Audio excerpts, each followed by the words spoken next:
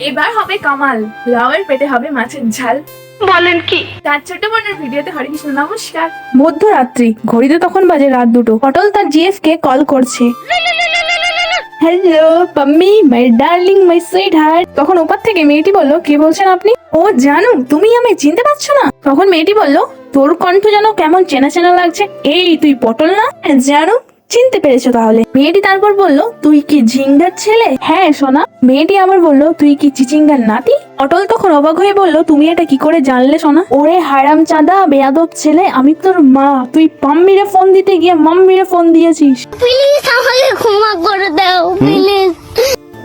আহ কি সুন্দর গন্ধ।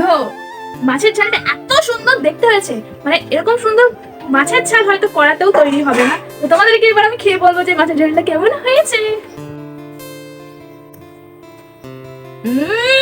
দারুন। তাই নাকি? সত্যি বলছি, এত সুন্দর যে মাছের ঝাল লাউয়ের পেটে তৈরি করা সম্ভব, আমি তো এটা না করলে জানতেই পারতাম না। আপনার বুদ্ধি ভালো। তোমরা একবার ট্রাই করো, ঠিক আছে? তোমাদের সঙ্গে দেখা হচ্ছে পরের ভিডিওতে। বাই। চলো। আর এরকম উদ্ভট ভিডিও দেখতে আমার চ্যানেলটা ছোট করে সাবস্ক্রাইব করো।